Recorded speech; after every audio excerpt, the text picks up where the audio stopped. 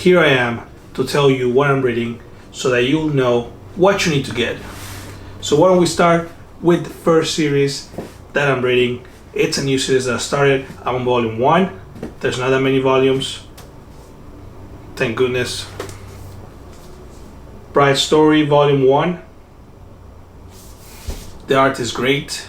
I was surprised by it. The story is just nice pacing. It's neither too slow nor too fast, and everything's being introduced in such an interesting way.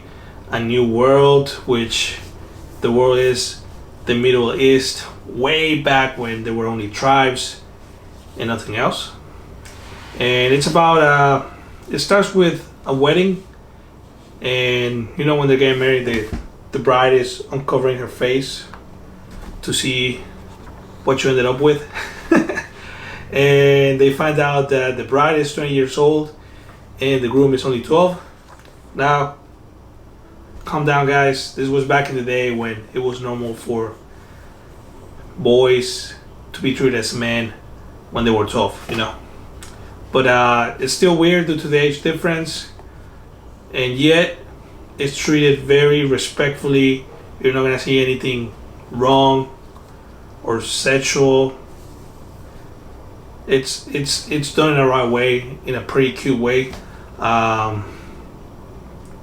The bride is very considerate of her husband being 12 years old, so she doesn't try to do anything until he is ready.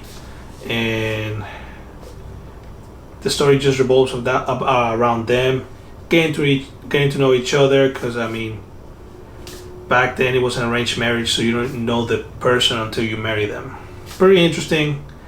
Highly recommended. The first volume ended with the tribe who gave the bride wanting the bride back, even though she's already married, because it seems that they didn't benefit much from that marriage, so they want to give it to somebody else who they could benefit from. Back in the day, marriages were about tribes or families benefiting out of the marriage. That's how it was. But great story, great art. You guys need to definitely get this and read it. It's gonna be one of my top shelf series. I can already tell. Next, there's this series that is very obscure. Nobody has heard of it. I think I'm the first one that has heard of it because it's not very popular, guys. And it's this thing called Vagabond, about this unknown samurai called Musashi, who claims that he's never lost a battle in his whole life. And it's done by this guy who nobody knows. His name is Inoue Takehiko. Nobody knows him. I think he did something like Slam Dunk or Real. They probably weren't very popular because nobody has heard of those series. And volume 2 was okay. Volume 1 was amazing because I don't know if you can see the monk. That guy is hilarious. Favorite character out of the whole series so far.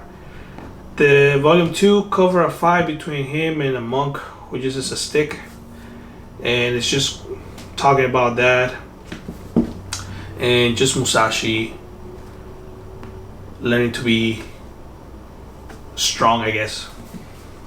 I liked it. Still good. I just think Real is a lot better if I was to compare all of the artworks by Takehiko Inoue, but it's still good nonetheless. Let's jump to another series that I'm surprised that I liked so far. Pretty much at the second to last volume, and that is Platinum End by the creators of Death Note. And the story is pretty much your typical shonen in the first half of the series, just with that Obata and Oba signature style going on, with the element of surprise. And then at the second half of the series, they decide, you know what, let's just change it all around and give you something new. And it just goes with the whole philosophical question of God's existence, or is it man-made? And I'm assuming because this is aimed at teenagers, that's something very popular nowadays. You know, everybody goes to their teenage, want to be cool, edgy, so I'm going to question the existence of God and maybe be an atheist for a while, you know, whatever. But it's about to end. I'm hoping that it ends well. I don't know what to think. I need to wait on the last chapter, which I don't know when it's going to be released. I don't see a release date yet, but hopefully it gets released soon. I'm a Nova Obata fan right now, so I needed to get it, but surprisingly I have enjoyed it in spite of the bad reviews it's been getting. The anime will be coming out this fall. I'm not sure if I'll watch it. It's kind of hard for me to watch anime nowadays.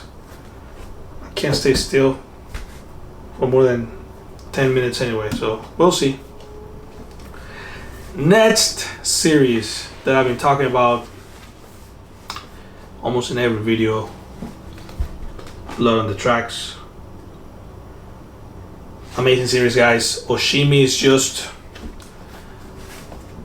a great writer, and the way that he does the panels, those close-ups, just tells the whole story, just faces, reactions. He barely needs any dialogue to progress the story. That's why you can read a volume in like 7 minutes, you know. Be careful of volume 5.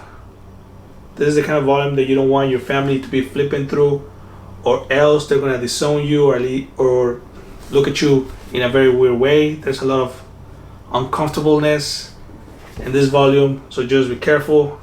But don't worry, once you go back to chapter 6, you get the normal kind of weird that you're being used to throughout the whole series. So far so good. I think there's like 11 or 14 volumes total, so we're halfway through the series and it's been good so far.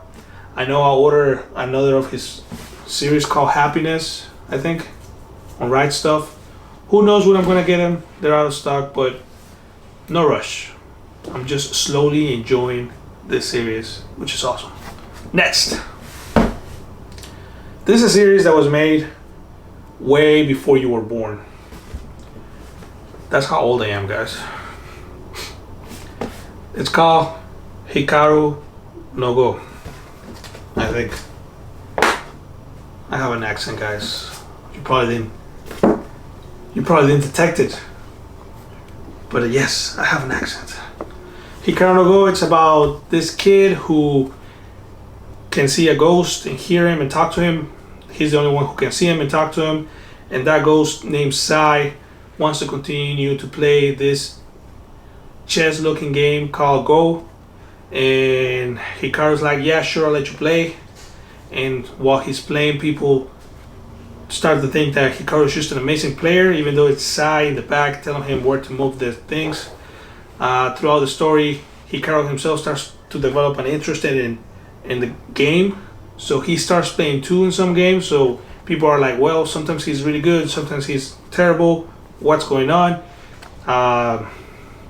There's this kid which will be his respectful rival, Akira, who has studied all his life to become a professional player in Go, and he lost to Hikaru obviously due to Sai, and it's his rival, and they all want to become strong and be the best that they can be. Typical sports shonen, yet it's a hidden gem.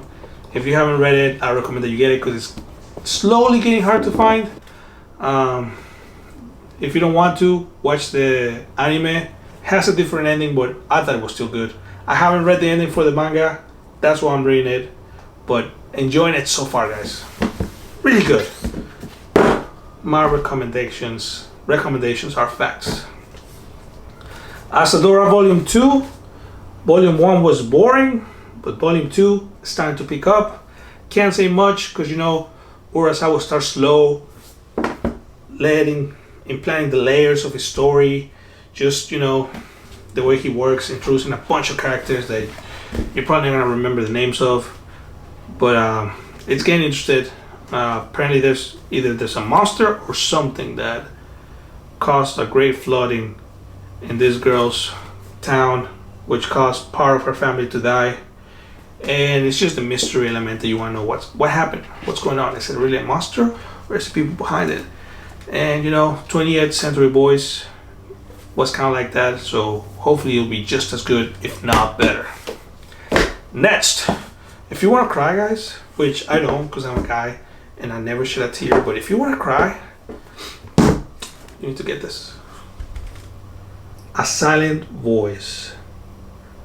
And it's about this guy, well, this guy right here, who bullied the girl when they were in elementary school, I guess, along with his classmates, and then he gets in trouble for doing that, and the classmates blame it all on him. So he is labeled as the outcast throughout his middle school years, maybe high school years, who knows. And he gets to the point where he's like, you know what, I'm gonna kill myself. This isn't worth living anymore. So before he tries to kill himself, he sells everything, and then to give it to his mom. And then he's like, before I'm worthy or even killing myself, I gotta go and apologize to this girl. So he goes there to apologize, thinking that after I apologize, I'm gonna go and kill myself. But when he apologizes, he somehow has a desire to make things right with her by trying to make some sort of friendship, if possible. Weirdly, the girl accepts him, and that's where the story goes. It's a very cute story. I really like that him and the people around him start learning that you can't just continue to judge a person on a past action for the rest of his life, especially in this climate where cancel culture just happens every day. We're not perfect, guys. You're gonna mess up. People are gonna mess up, and you have to learn to forgive and move on, because you just can't live that way, guys. See, I'm giving you life advice right now. You're benefiting so much from this video. But either way, A Silent Voice. I try to watch the movie, but I have a kid and I can't stay watching TV for more than 10 minutes because he needs to move. He needs to be moving, and that's why I hardly watch any anime, because I can't be sitting down for more than 10 minutes, or else I have to turn on the TV and do something with my son. I don't regret it, but it's just life. But the first 10 minutes that I saw, the series was top notch. The animation was amazing. Even the dub that I was watching was pretty good. I liked it.